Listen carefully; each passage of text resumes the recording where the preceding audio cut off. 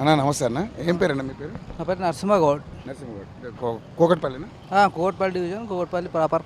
అవునా అన్న? ఏం లేదన్న, ఇప్పుడు ఈ జిహెచ్ఎంసీ ఎన్నికలు వస్తున్నాయి. సో మరి తెలంగాణ రాష్ట్రంలో ప్రధానంగా చూస్తే 3 పార్టీలు ఉన్నాయి: కాంగ్రెస్, బీఆర్ఎస్, బీజేపీ. సో ముఖ్యంగా ఈ జిహెచ్ఎంసీ ఎన్నికల్లో ఈసారి డివిజన్స్ పెరుగుతున్నాయి, కార్పొరేటర్లు పెరుగుతున్నారు, సీట్లు పెరుగుతున్నాయి. సో ఏంటి, ఎలా ఉండబోతుంది మరి? ఇప్పుడు మేయర్ అయ్యే అవకాశం ఏ పార్టీకి ఉంది? ఏ పార్టీకి మేయర్ అయ్యే అవకాశం ఇస్తే మన సిటీ ఇంకా బాగా డెవలప్ అవుతుంది? ఎందుకంటే ఇప్పుడు కాంగ్రెస్ గవర్నమెంట్ ఉంది, 6 గ్యారెంటీలు అంటున్నారు. సో ఎలా ఉంది పరిస్థితి, ఎలా ఉంది? మాకు తెలిసి మాత్రం బీఆర్ఎస్ వస్తే హైదరాబాద్ మొత్తం బాగుంటుంది అన్న. ఎందుకనే కారణం? ఇంతకుముందు టీఆర్ఎస్ వచ్చినప్పుడు బీఆర్ఎస్ అంత మన ఆపోజిట్ పార్టీస్ అంత చేయలేరు.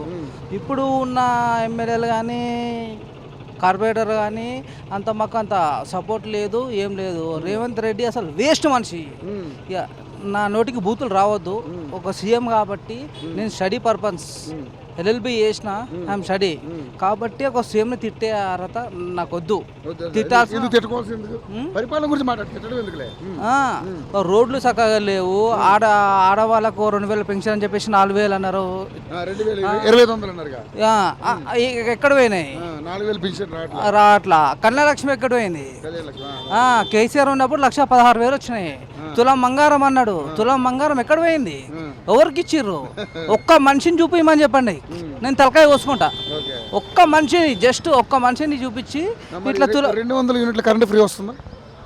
అది కొందరికి వస్తుంది, కొందరికి వస్తలేదన్న. గ్యాస్ కూడా రావట్లేదన్న. ఏంటంటే కాంగ్రెస్ పార్టీ వాళ్ళకి తెలిసిన వాళ్ళ మట్టుకే వస్తుంది, మిగతా వాళ్ళకి రావట్లేదు. రేషన్ కార్డు ఉన్న అర్హులు ఉన్న వాళ్ళకి ఎవరికి రావట్లా. మాది రేషన్ కార్డే, మాకు రావట్లేదు. మరి రాలేవు.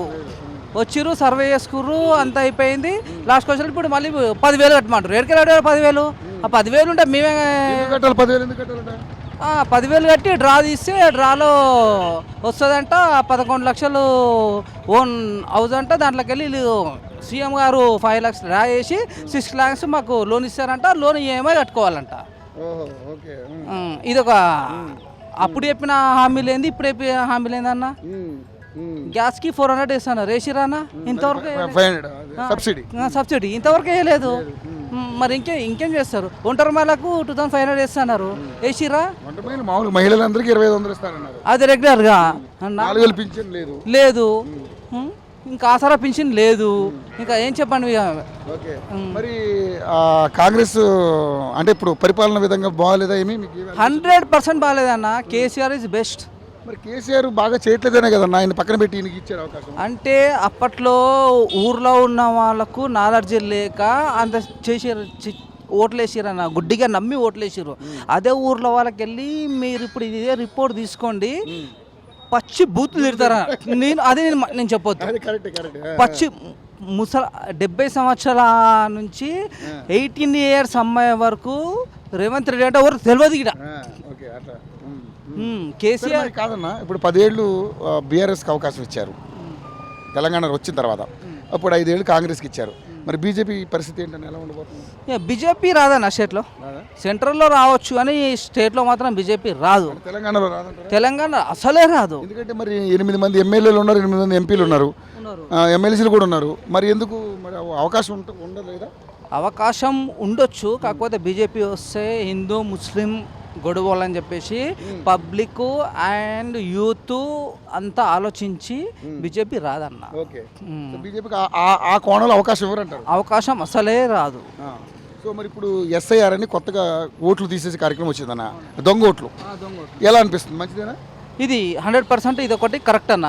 ఎందుకంటే నేను మొన్న పోయి ఒక దగ్గర సర్వే చేసా, ఒక్క మనిషికి 4 ఓట్లు వచ్చినాయి. ఘోరము. అడుగుతా అంటే 4 ఓట్లు వచ్చినా వేసినా అంటే ఎట్లా వేసా సార్ అన్నారు. ఏంటంటే ఇంక పెట్టారు, ఇట్లా పెట్టుకున్నారు, పోయింది అన్నారు. ఓటుకి ఎంత ఇచ్చారన్నారు? 1000 రూపాయలు ఇచ్చారు. 4 ఓట్లు 4,000 తీసుకున్నాను. నాదేందండి, గవర్నమెంట్ ఇస్తుంది, నేను తీసుకుంటున్నాను. గవర్నమెంట్కి నేను ట్యాక్స్ కడతలేనా? రోడ్ ట్యాక్స్ కడతానా? జిఎస్ఎం ట్యాక్స్ కడతానా? హౌస్ ట్యాక్స్ కడతానా? కరెంట్ బిల్ కడతానా? ఏం కడతలేను? అన్ని కడుతున్నా కదా. అట్లా తీసుకున్నప్పుడు ప్రాబ్లం ఏముంది? ఏం లేదు కదా. దాని తప్పేముంది? అంటే ఇప్పుడు 3 ఓట్లు క్యాన్సిల్ చేసుకోండి, పోయేదేముంది, నాకేం లేదు అన్నాడు. సో ఎస్ఐఆర్ మంచిదే అంటారు? ఎస్ఐఆర్ మంచిది. అది ఎస్ఐఆర్ గుడ్. సో ఓవరాల్గా చూసుకుంటే ఎట్లుందన్న మన కూకట్పల్లి డెవలప్మెంట్ ఎట్లుంది? Kotpalli development is very good. Water problem ఏమైనా ఉందా? వాటర్ ఏం లేదు, వెరీ గుడ్. తాగిన రోడ్లు రోడ్లు అక్కడక్కడ కొంచెం డిస్టర్బ్ కానీ ఒక 80% మాత్రం 100%. డ్రైనేజ్ వ్యవస్థ ఎలా ఉంది? డ్రైనేజ్ కూడా ఒక 50% బాగుంది, 50% బాగాలేదు. అంతేనా? అంతే. ఇట్లా మరి మీ ఎమ్మెల్యే కూకట్పల్లి ఎవరు? మాధవ కృష్ణారావు గారు. కృష్ణారావు గారు ఎలా పరిపాలన బాగా చేస్తారా? పరిపాలన బాగుంది. ఫోన్ చేయగానే కాంటాక్ట్లో ఉంటారు.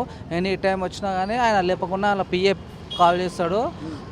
ఏ ప్రాబ్లం, ఎక్కడ డివిజన్, ఎక్కడ ఏరియా అనేది తెలుసుకుంటాడు. ఇమ్మీడియట్లీ దాన్ని సాల్వ్ చేస్తాడు. ఓకే, అది పర్లేదు, టచ్లో ఉంటారంట. 100%.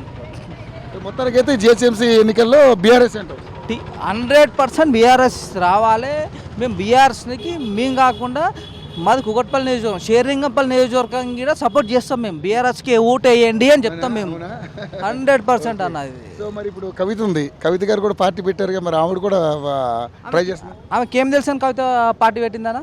ఉత్త ఎమ్మెల్సీ ఇస్తే పార్టీ పెడతా? ఎమ్మెల్సీ ఫుల్ ఫామ్ చెప్పమన్నా. ఎమ్మెల్సీ అంటే ఏంది? ఫుల్ ఫామ్ తెలియకుండానే రాజకీయాలు చేస్తున్నారా? అది తెలియక రాజకీయం చేస్తుంది కదా. ఎమ్మెల్సీ ఫుల్ ఫామ్ చెప్పాను ఫస్ట్. ఎమ్మెల్సీ అంటే ఏంది అనేది ఫుల్ ఫామ్ చెప్పాను. ఎంపీ అంటే ఏంది, నెంబర్ ఆఫ్ పార్లమెంట్ నేను చెప్తా. కాదు కదా, అంటే మరి కవిత కేసీఆర్ కూతురు కదన్నా. కూతురు అయితే నా రాజకీయాల్లో కూతురు కొడుకు ఎవరైనా ఉండరన్నా. పార్టీ పార్టీ పార్టీ వేరే, అందరు ఒకటే దొంగలు. సరే అన్న, థ్యాంక్ యూ.